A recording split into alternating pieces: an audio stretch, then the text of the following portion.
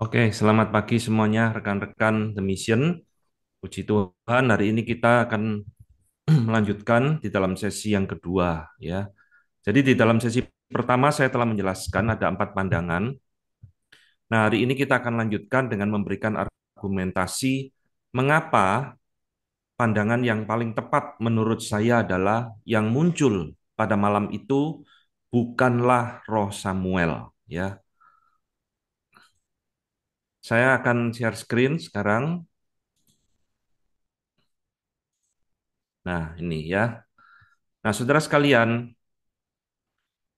sebelum kita memberikan argumen mengapa yang muncul pada malam hari itu adalah bukan Roh Samuel, saya ingin mengajak saudara melihat beberapa hal penggalian daripada narasi ini ya. Saudara sekalian, apakah Saul ini sebenarnya tahu tidak ya apa yang dia lakukan adalah satu dosa di mata Tuhan? Ya, ini juga pertanyaan yang harus kita jawab ya. Ternyata Alkitab menunjukkan dengan jelas bahwa sebenarnya Saul itu tahu, saudara, apa yang dilakukan mendatangi seorang dukun adalah satu dosa ya, satu kejahatan di mata Tuhan. Hal ini dinyatakan dengan dua hal. Pertama, ia sendiri yang menyingkirkan dari seluruh negeri itu seluruh pemanggil arwah dan roh peramal. Ini sudah kita baca ya di ayat ketiga.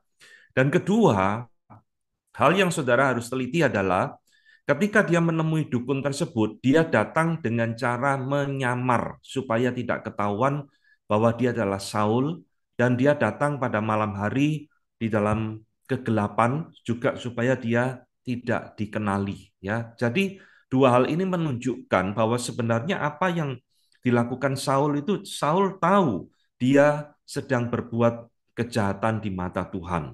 Nah, ini menunjukkan saudara, Saul adalah seorang yang tidak mempunyai satu prinsip yang kuat ya di dalam hidupnya. Dia sendiri yang melenyapkan para dukun, dia sendiri sekarang yang mencari dukun yang dia sudah lenyapkan tersebut. Saudara-saudara yang kasih Tuhan, ada satu statement yang menarik dari seorang pentafsir Alkitab yang bernama Matthew Henry. Ya, ini tafsirannya sudah diterjemahkan oleh Momentum ya, lengkap baik PL maupun PB. Ini saya ambilkan tafsirannya Matthew Henry yang mengatakan kalimat yang menarik.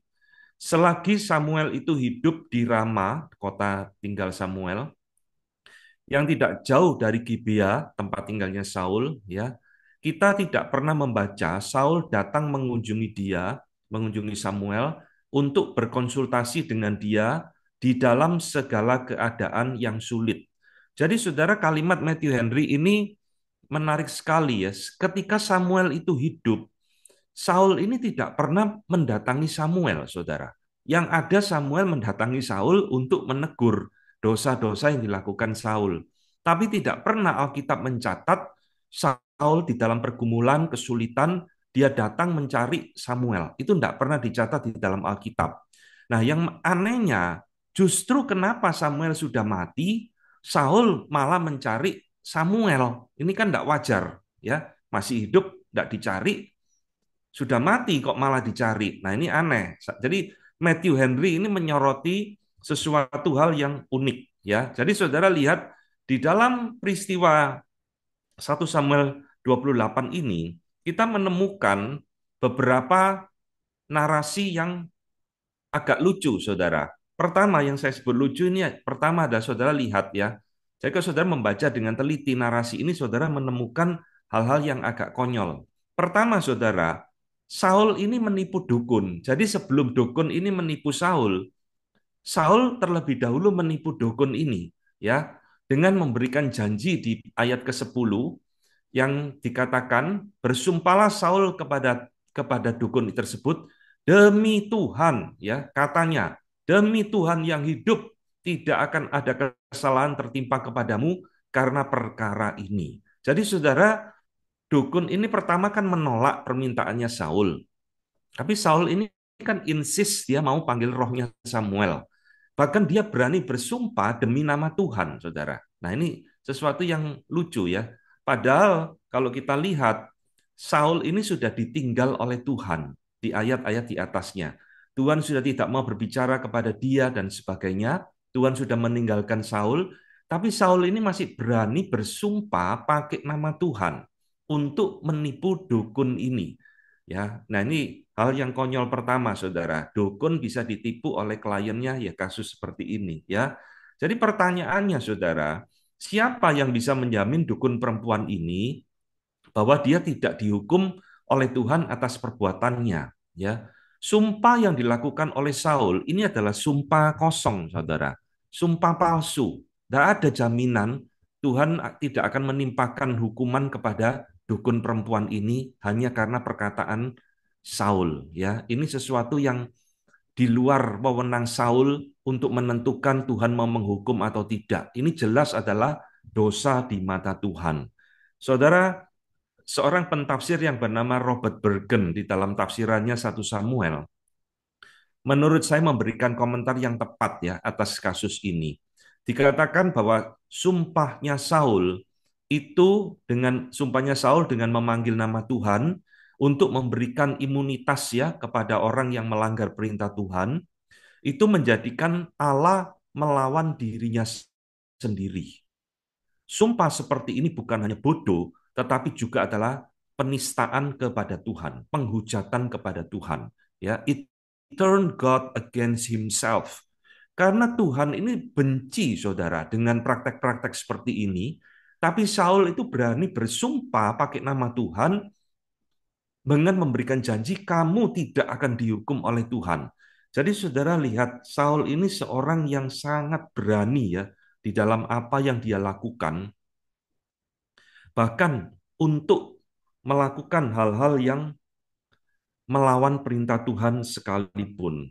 Ya, jadi saudara-saudara sekalian lihat di sini.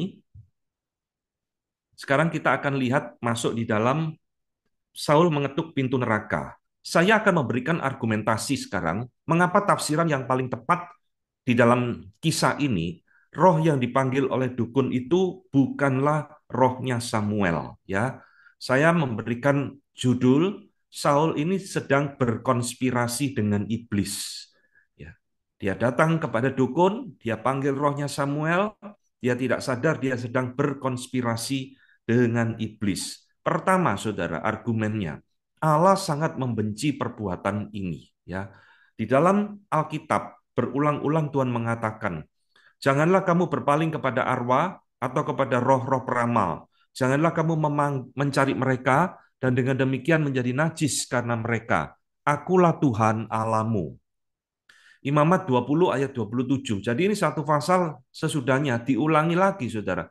Apabila seorang laki-laki atau perempuan dirasuk arwah atau roh peramal, pastilah mereka dihukum mati, yakni mereka harus dilontari dengan batu dan darah mereka tertimpa kepada mereka sendiri. Ya, Ulangan 18 ayat 10. Di antaramu janganlah didapati seorang pun yang mempersembahkan anaknya laki-laki atau anaknya perempuan sebagai korban dalam api, ataupun seorang yang menjadi petenung, ya, seorang peramal, seorang penelaah, seorang penyihir. Jadi saudara lihat di dalam perjanjian lama, Tuhan mengulang-ulang peringatan yang sama, saudara. Hal-hal yang dibenci oleh Tuhan salah satunya adalah ketika manusia itu berelasi dengan dunia roh selain roh Allah sendiri. Dengan segala bentuknya, ramalan, penyihir, petenung, pemanggil arwah, macam-macam, dan sebagainya. Jadi saudara sekalian, dengan adanya ayat-ayat seperti ini yang sangat jelas sekali, sulit diterima ya bahwa roh Samuel itu bisa dipanggil dengan cara yang Allah benci, Allah yang larang sendiri. Ini pandangan nomor 3 yang telah kita bahas di atas ya.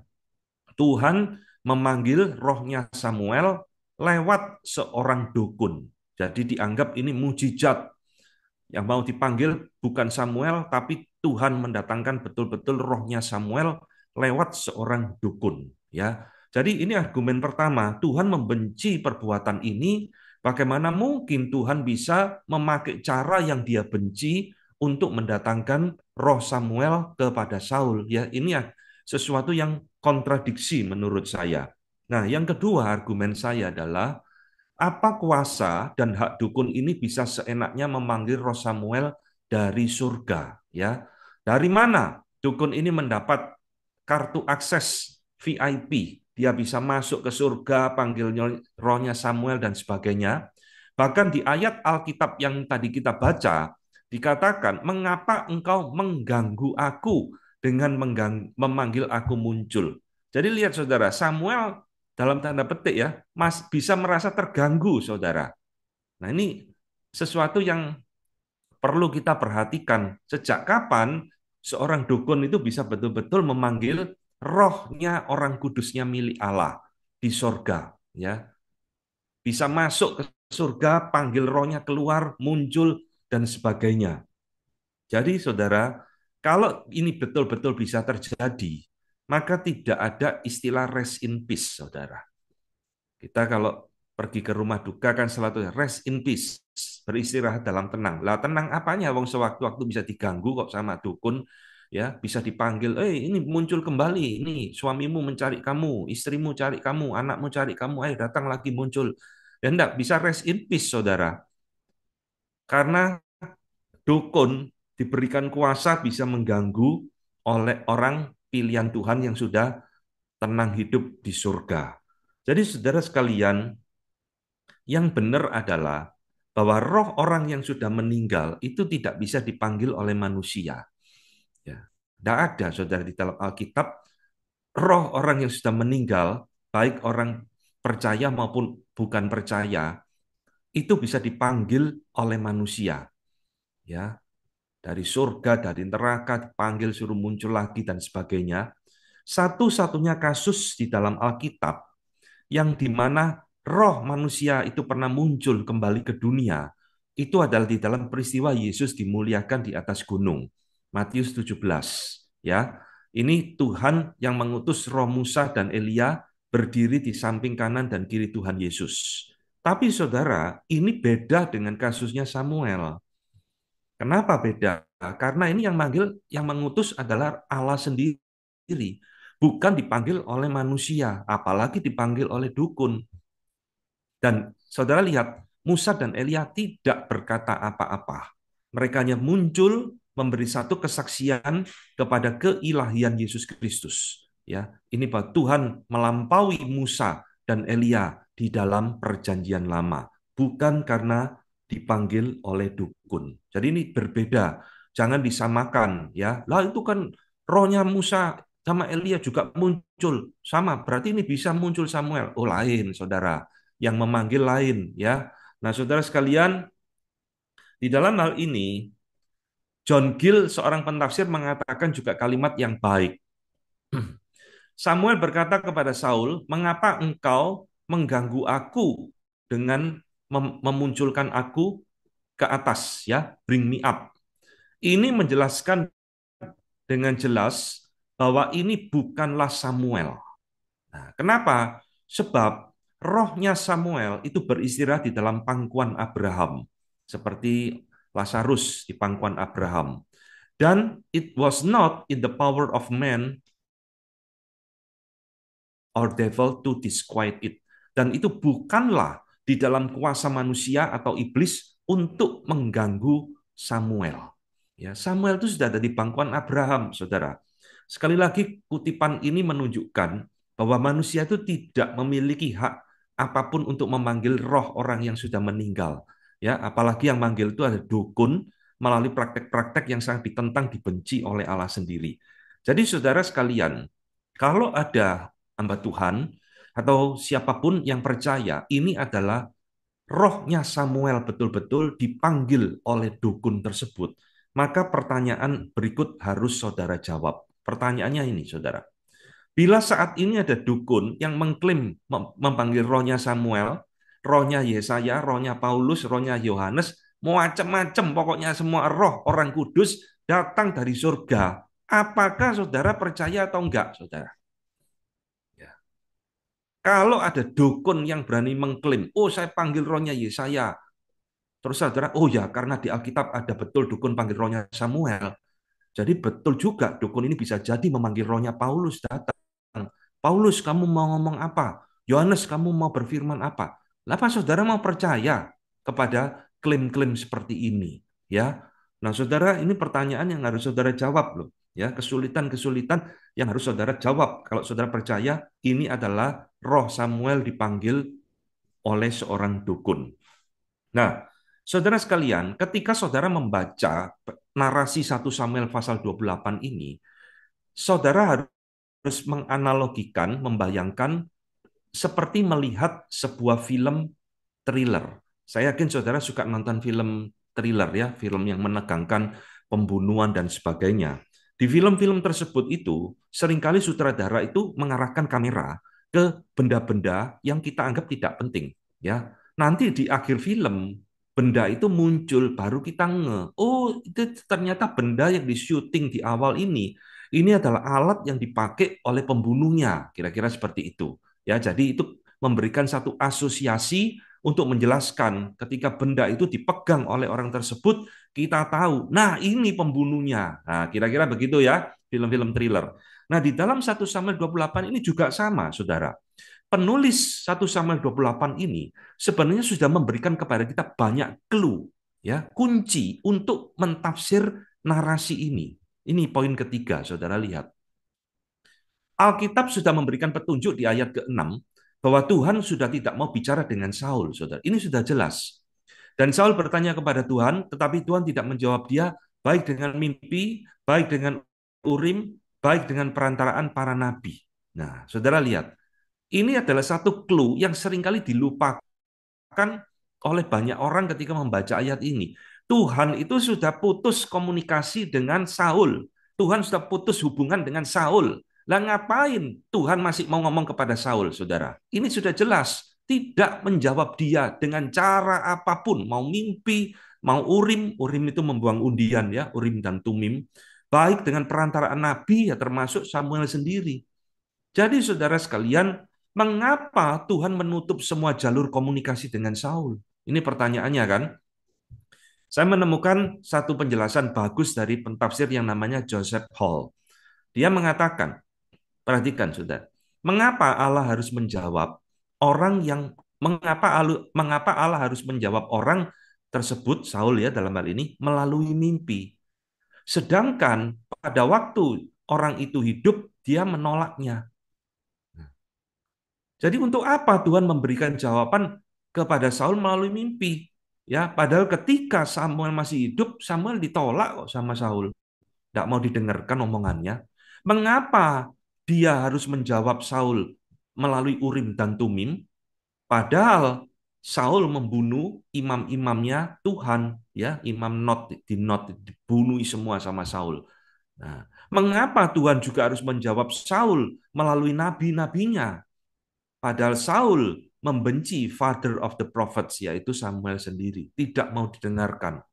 Ya, pada waktu masih hidup tidak mau didengarkan dan sebagainya. Nah sekarang mati, lah untuk apa Tuhan kok menjawab Saul dengan cara demikian? Nah ini satu jawaban yang bagus sekali dari Joseph Hall. Ya, ketika masih hidup tidak mau didengarkan, ditolak. Nah, kenapa kok sekarang sudah mati malah dicari-cari? Nah, itulah sebabnya ya saudara, saya memberikan judul PA kita hari ini itu mengetuk pintu neraka. Karena Saul ini sedang pikir dia ketuk pintu surga, mau ketok-ketok pintu surga supaya Samuel muncul. Dia salah ketok pintu, saudara. Yang diketok itu pintu neraka. Yang muncul iblis, bukannya Samuel. Ya.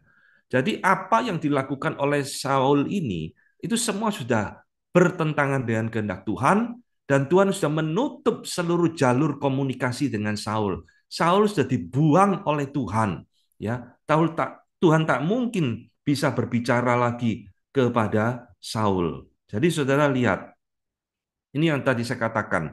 Kalau Tuhan sudah tidak mau bicara kepada Saul melalui nabi yang masih hidup, lalu untuk apa Tuhan masih mau bicara dengan Saul melalui nabi yang sudah mati? Jelas, saudara. Ya, ini adalah satu kalimat yang harus kita pikirkan baik-baik.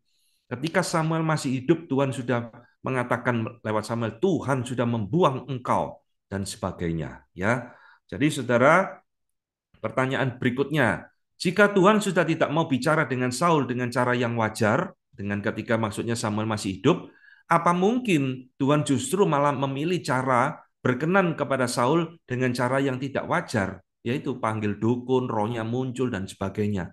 Jadi lihat ya saudara, dua pertanyaan ini harus kita pikirkan baik-baik loh. Ketika Samuel masih hidup, Tuhan sedang ngomong. Apa mungkin Tuhan justru mau ngomong kepada kepada Saul ketika Samuel sudah mati? Nah ini. Maka inilah yang menjadi inti dari pembicaraan kita. Jika Tuhan sudah tidak berkenan bicara kepada Saul, Alkitab sudah ngomong dengan jelas ya, maka siapa yang berbicara kepada dia di dalam peristiwa ini? Sudah jelas saudara, ini bukan Samuel, ini adalah roh jahat, ini adalah iblis sendiri yang menyamar jadi Samuel. Ya. Nah, sekarang yang keempat argumen. Kenapa ini bukan Samuel? Nah, ini yang tadi saya juga berikan ilustrasi sebuah film. Kalau saudara nonton film dengan teliti, saudara bisa menghubungkan asosiasi ya, hal-hal yang disorot oleh kamera, oleh sang sutradara, itu nanti menjadi jawaban di akhir sebuah film misteri. Ini juga sama, saudara. Kalau saudara baca baik-baik narasi ini, saudara menemukan roh Samuel yang disebut Samuel ini muncul dengan cara yang tidak wajar, saudara. Ini tidak wajarnya. Ayat 13. Maka berbicara raja kepadanya, kepada dukun ya, janganlah takut. Tetapi apa yang kau lihat? Perempuan itu menjawab Saul, aku melihat sesuatu yang ilahi muncul dari dalam bumi. Ya, kalau saudara lihat bahasa Inggrisnya, something divines, ya, atau gods. Sekarang saya berikan sedikit eksegesis di dalam bahasa aslinya. Di dalam bahasa asli Ibraninya, ya, kata yang memakai ilahi ini itu memakai kata Elohim, saudara, yang berarti gods, dewa-dewa, selalu dalam bentuk jamak, ya, atau spirits jamak di dalam bentuk plural, Elohim. Nah, something divine, sesuatu yang ilahi, itu memakai kata Elohim. Bahasa Inggrisnya seperti ini. King James mengatakan, I saw gods ascending out of the earth. Aku melihat ilah-ilah atau Allah-Allah muncul dari dalam bumi. American Standard Version, I see a God. Ya, ini terjemahan yang kurang tepat ya. Tunggal. I see a God coming out of the earth. Ya, aku melihat sesuatu yang ilahi. Nah, saudara, New American Standard, I see a divine being. Saya melihat makhluk ilahi muncul dari dalam bumi. NIV, I see a spirit. Ya, saya melihat satu roh muncul dari dalam tanah. Nah, kira-kira seperti itu. Divine, spirit, God, dan sebagainya. Saudara-saudara perhatikan, ada keanehan di dalam penjelasan dukun perempuan ini kepada Saul, saudara. Ya, sekarang di dalam Alkitab kita akan melihat sebenarnya yang dilihat oleh dukun ini bukanlah Samuel, melainkan roh-roh jahat, saudara. Lebih tepatnya, jamak, ya, Elohim. Nah, sekarang tadi saya katakan Saul yang nipu dukun. Tidak apa-apa, kamu panggil roh. Saya jamin Tuhan tidak akan hukum kamu. Saya garanti kamu. Sekarang gilirannya dukun perempuan ini yang menipu Saul. Jadi narasi di dalam 1 Samuel 8 ini ada narasi tipu-menipu, saudara. Ya, perhatikan. Sekarang dukun ini giliran menipu Saul dengan berkata, ada seorang tua muncul, berselubungkan jubah. Dan Saul menyimpulkan sendiri itu adalah Samuel, padahal ia tidak melihat apa-apa. Perhatikan, saudara. Ya, yang menyimpul-nyimpulkan sendiri ini Samuel, itu adalah Saul sendiri. Dukun ini tidak ngomong. Dia cuma ngomong ada seorang tua muncul. Maka tahulah Saul itu Samuel. Ya, kenapa? Ya karena Saul ini sudah terobsesi dengan Samuel. Pokoknya ada gambaran orang tua, pasti itu Samuel. Padahal kan belum tentu. Dan Saul ini tidak melihat apa-apa sebenarnya di dalam narasi ini. Ya, ini adalah dunia roh, saudara. Saul tidak melihat apa-apa. Jadi kalau saudara perhatikan, ini juga yang dikatakan di dalam ayat 12. Roh jahat itulah yang memberitahu dukun bahwa yang datang adalah Raja Saul. Jadi kan tadi di ayat di atas, setelah muncul itu, maka tahulah dukun itu bahwa yang datang adalah Saul. Ternyata kamu Saul sendiri, padahal awalnya tidak tahu. Dari mana dukun ini kok tiba-tiba tahu bahwa yang datang adalah Raja Saul yang menyamar? Jawaban paling logis, ya roh jahat ini sendiri yang memberitahu dukun tersebut. Ya, maka kagetlah bahwa yang datang adalah Raja Saul. Nah, saudara sekalian, ini yang parahnya Raja Saul. Di dalam ayat 14b, setelah dukun ini memanggil roh itu muncul, ya, lalu Saul sendiri kan yang menyimpulkan, wah ini pasti Samuel. Padahal dukun itu tidak ngomong ini Samuel. Lihat apa yang dilakukan Saul, saudara. Saul justru menyembah iblis tersebut. Ayat 14b.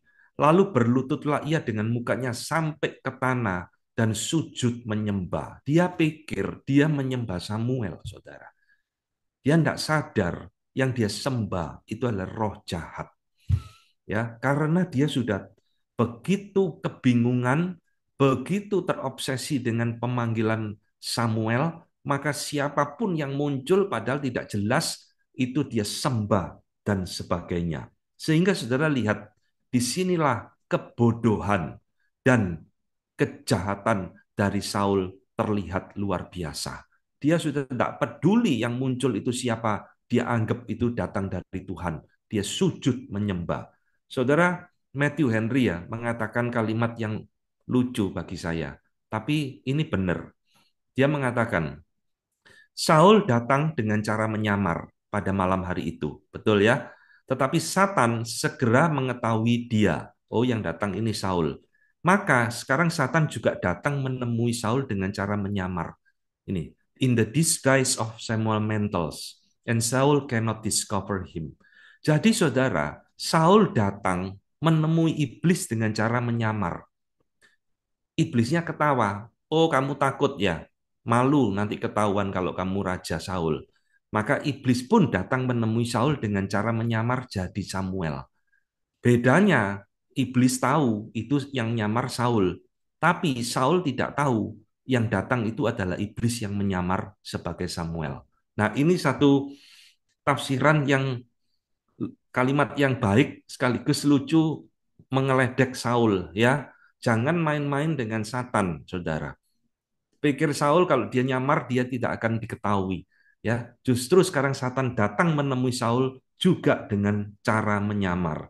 Ya, saudara-saudara sekalian, sekarang saya tunjukkan masih di dalam ayat itu keanehan kemunculan rohnya Samuel. Ya, nah tadi di dalam ayat yang kita baca dikatakan sesuatu yang ilahi muncul dari dalam bumi.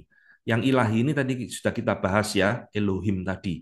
Jadi ini adalah roh-roh jahat sebenarnya.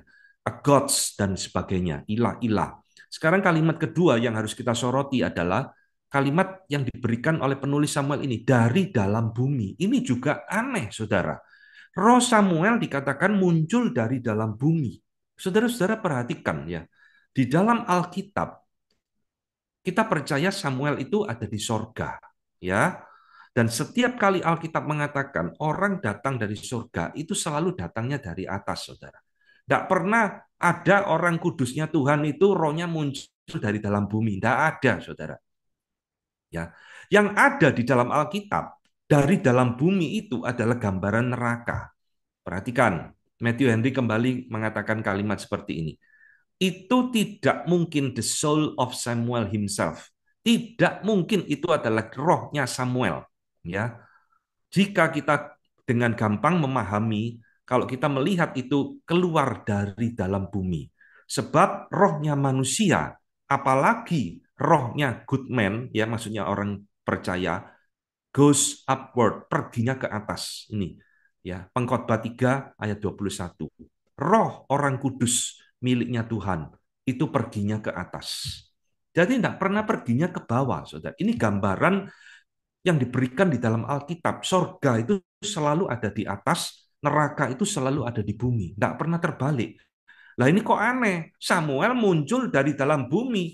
Yang muncul dari dalam bumi itu ya cacing, ya kelabang, itu muncul dari dalam bumi. Sekarang saya berikan banyak ayat, saudara, supaya saudara lihat. Kejadian 5:24. Dan Henokh hidup bergaul dengan Allah, lalu ia tidak ada lagi sebab ia telah diangkat oleh Allah. Diangkat itu ke atas, saudara. 2 Raja-Raja 2 ayat 1. Menjelang saatnya Tuhan hendak menaikkan Elia ke sorga. Ya, Elia dinaikkan ke sorga. Tidak pernah Elia itu ditarik ke dalam perut bumi, saudara.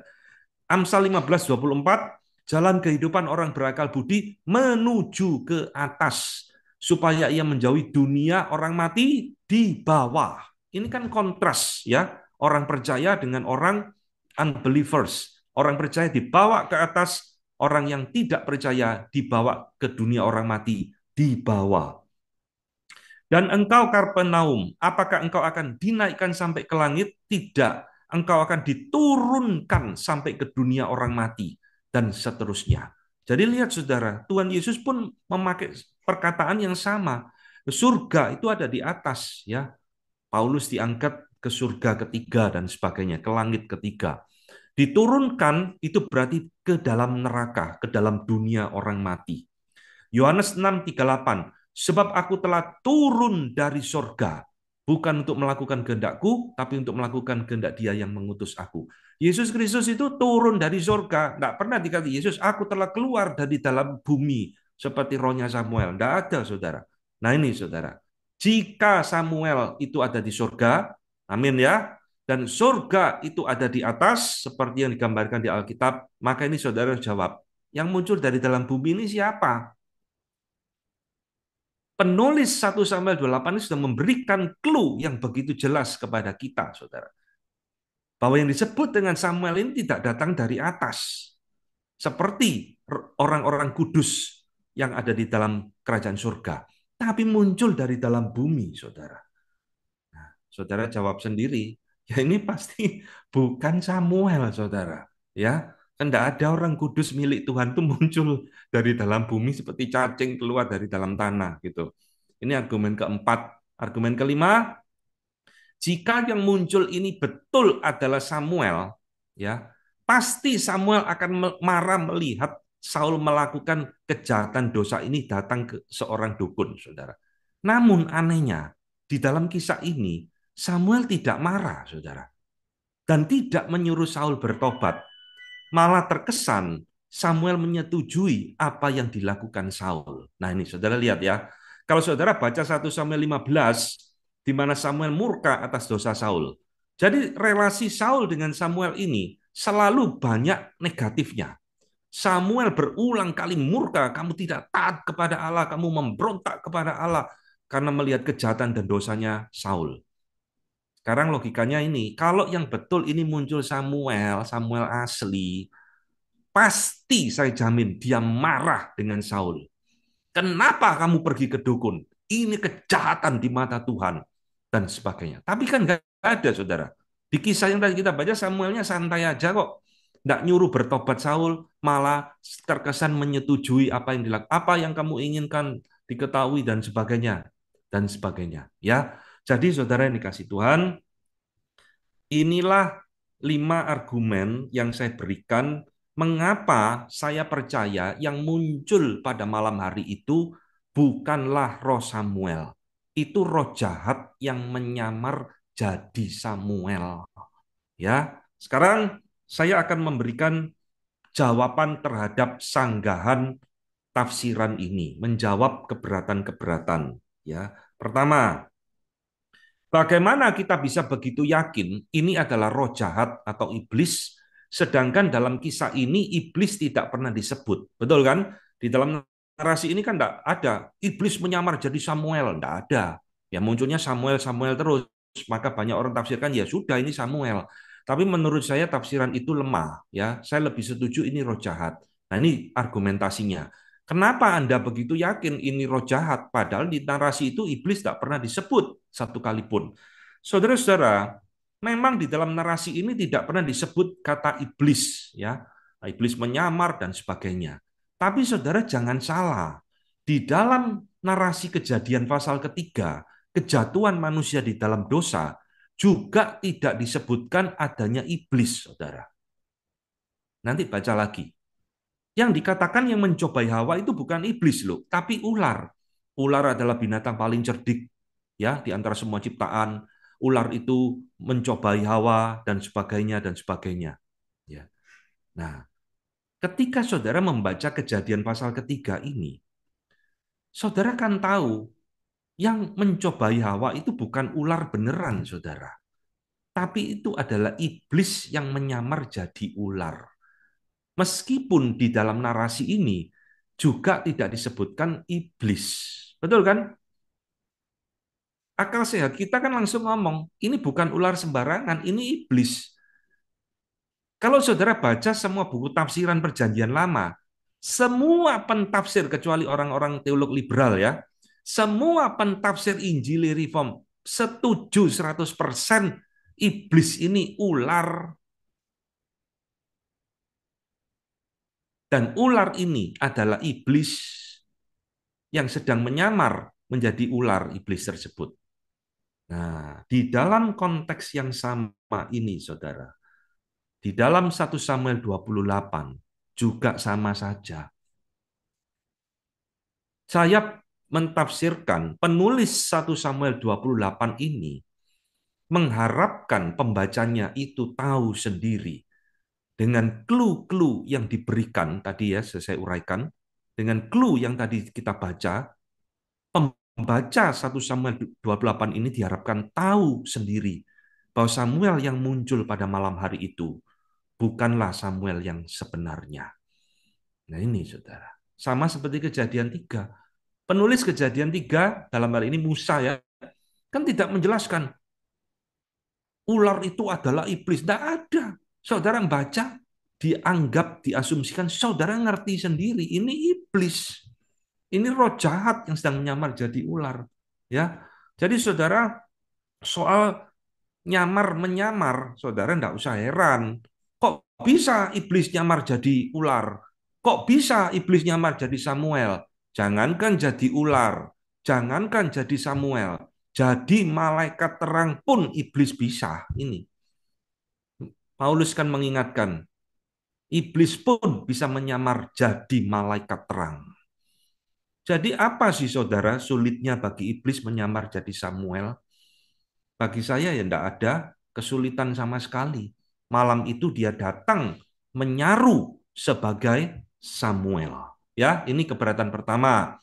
Ada keberatan lain, saudara. Kedua, bagaimana iblis bisa tahu apa yang terjadi pada Saul? Ayat 16 sampai 19 ya. Kerajaanmu akan terkoyak, kamu dan anak-anakmu akan bersama-sama dengan aku, ya, mati maksudnya. Nah, kok tahu iblis apa yang akan terjadi pada Saul? Ya, kalau itu bukan Samuel, kok bisa tahu dia? Ada dua kemungkinan, saudara. Tafsiran pertama, Tuhan mengizinkan iblis untuk melihat kehancuran seseorang seperti di dalam kasusnya Ahab, ya. Nah, ini kasusnya Ahab. Dan Tuhan berfirman, siapakah yang akan membujuk Ahab untuk maju berperang supaya ia tewas di Ramot Gilead? Maka yang seorang berkata begini, yang lain berkata begitu. Ayat 21.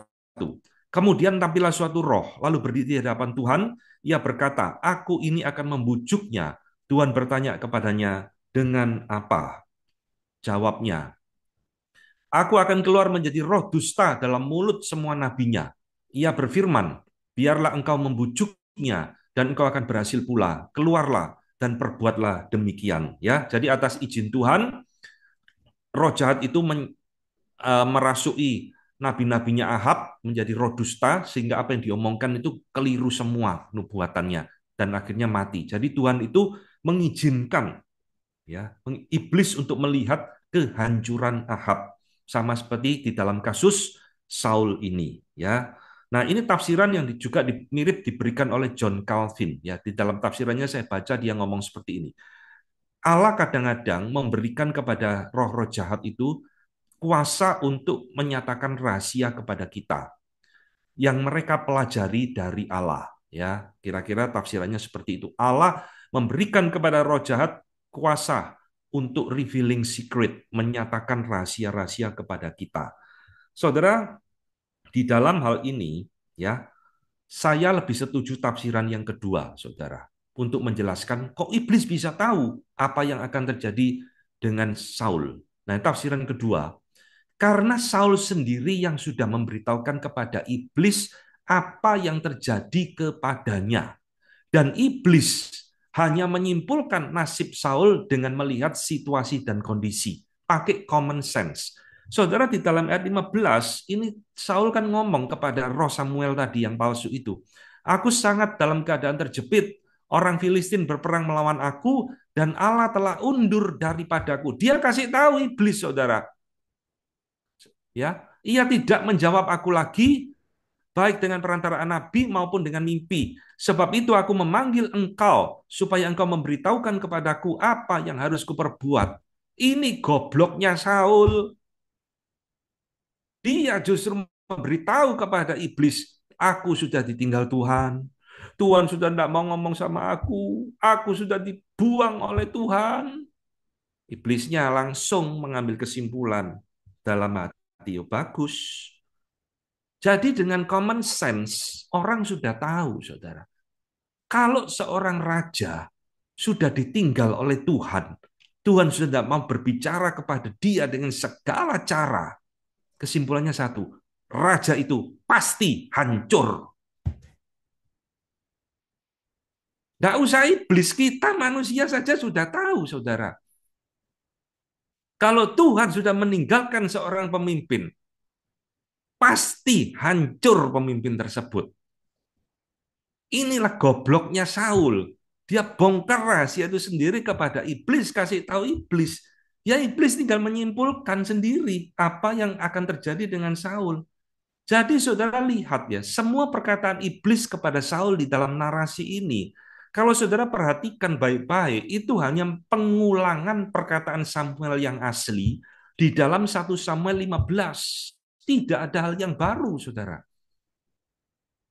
Kerajaanmu akan terkoyak dan akan diberikan kepada Daud dan sebagainya. Itu Samuel sudah ngomong kepada Saul. Ya, iblis ini cuma mengulang.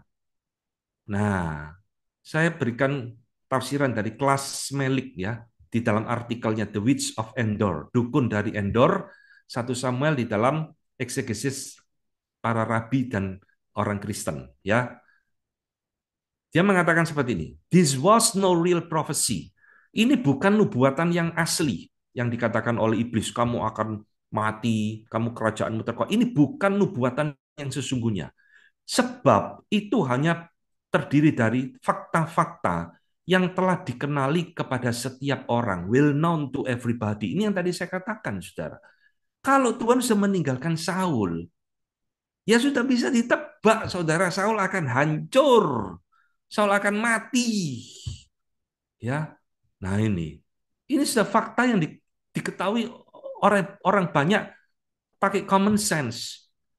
Sebab sikapnya terhadap Amalek 1 Samuel 15, Tuhan tidak mau bunuh Raja Agag, ya rajanya Amalek dan sebagainya dengan anointment of David, ya pengurapan Daud. And one did not need to be a prophet to predict that Saul would perish soon. Kita tidak perlu jadi nabi untuk menebak Saul segera akan binasa. Betul, saudara. Jadi inilah jawabannya, saudara. Kok bisa tahu Saul akan hancur, akan mati? Ya tahu. Karena Saul bodoh, kasih tahu iblis sendiri. Iblis tinggal menyimpulkan kamu akan hancur dan sebagainya. Ya. Nah, sekarang bagaimana menjelaskan kematian Saul dan anak-anaknya dan Daud yang akan menjadi raja, ya. Saudara lihat, ada satu nubuatan, kamu dan anak-anakmu akan bersama-sama dengan aku, kata Samuel palsu tadi ya. Nah, ini. Tuhan telah melakukan kepadamu seperti yang difirmankannya dengan perantaraanku, yakni Tuhan telah mengoyakkan kerajaan dari tanganmu dan telah memberikannya kepada orang lain, kepada Daud. Nah, ini perkataannya iblis. Ya, tinggal mengulang apa yang Saul asli katakan. 19, saudara. Juga orang Israel bersama-sama dengan engkau akan diserahkan Tuhan ke dalam tangan orang Filistin, dan besok, ya, besok engkau beserta anak-anakmu sudah ada bersama-sama dengan daku. Juga tentara Israel akan diserahkan Tuhan ke dalam tangan orang Filistin. Bersama-sama dengan aku. Apa artinya? Mati. Ya, engkau dan anak-anakmu akan bersama-sama dengan aku, artinya mati. seperti Samuel, ya. Saudara, nubuatan ini menimbulkan dua problem yang membingungkan, Saudara. Apa maksudnya iblis ngomong bersama-sama dengan aku, ya? Tafsiran pertama mengatakan, bila maksud iblis bersama-sama dengan aku, maksudnya adalah Saul dan anak-anaknya akan mati, maka nubuatan ini benar. Ya, karena beberapa waktu kemudian Saul dan anak-anaknya mati. Namun, bila maksudnya Saul dan anak-anaknya bersama Samuel di surga, nubuatan ini menjadi keliru total, Saudara, karena yang muncul bukan Samuel, ya. Jadi maksudnya kamu bersama-sama dengan aku ya di neraka, ya. Kedua, bila besok, tadi ada kata besok, yang dimaksudkan secara literal, maka nubuatan ini salah.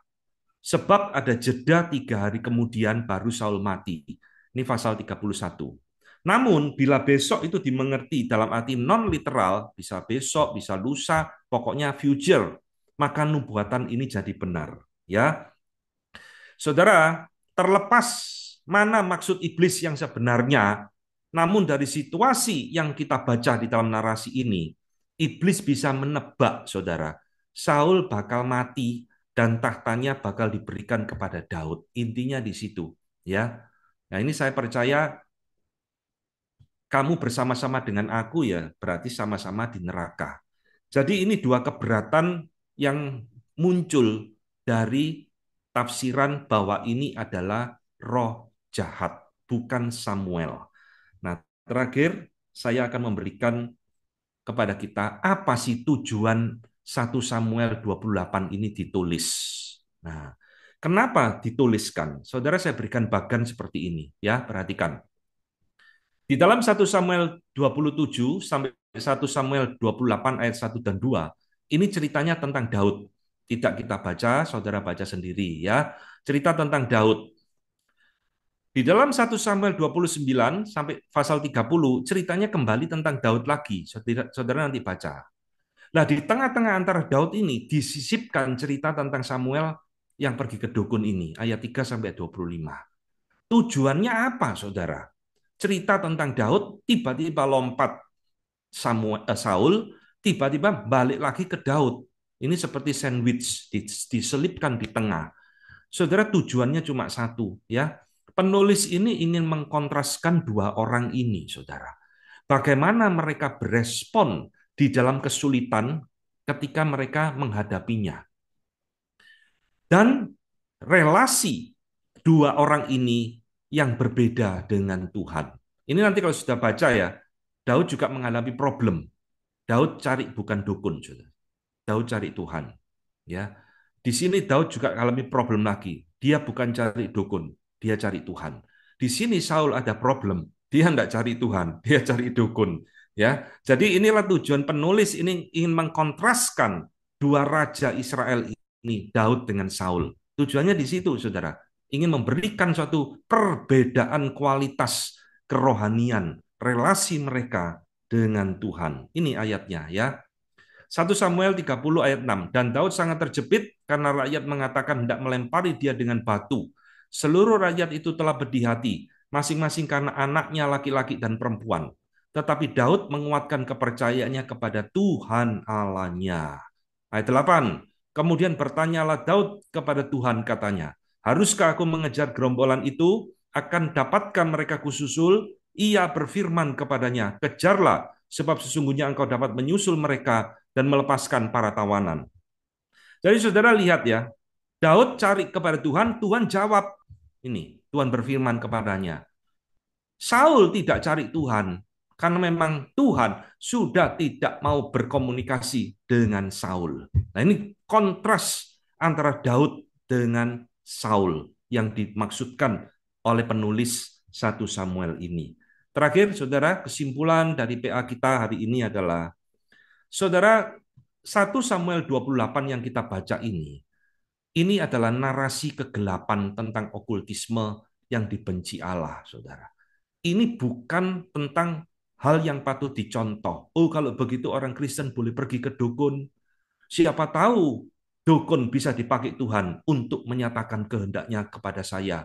Sama seperti Tuhan pakai dukun, panggil rohnya Samuel. Ya, kacau nanti, saudara. Ini adalah okultisme, saudara. Jadi umat Allah yang benar harus menghindari praktek okultisme segala hal, bukan hanya pemanggilan arwah, nekromansi, ya, roh ramal, tarot, guamia, jamsi, astrologi, macam-macam, semua harus saudara buang dari hidup kita. Tak boleh, saudara. Itu kebencian di mata Tuhan. Ya. Kedua, melalui analisa dan penggalian yang kita jabarkan cukup panjang lebar ini, saudara, maka menurut saya ya, bagaimana kita membaca dan mentafsir 1 Samuel 28 ini? Apakah ini roh Samuel ataukah ini roh jahat? Saya di dalam hal ini mentafsirkan ini adalah roh jahat, saudara. Ini iblis yang menyamar sebagai Samuel. Ini bukan roh Samuel yang sesungguhnya. Ya, dengan semua argumentasi yang tadi saya sudah berikan cukup panjang lebar di atas, saya menyimpulkan ini adalah iblis yang menyamar jadi Samuel. Itulah sebabnya sekali lagi ya, jangan coba main-main dengan okultisme. Saudara pasti kalah pintar dengan iblis. Ya, kita pasti akan dibodohi oleh dia. Lebih baik saudara hindari semua hal-hal tersebut. Oke, materi saya sampai di sini ya, kita akan masuk di dalam tanya jawab.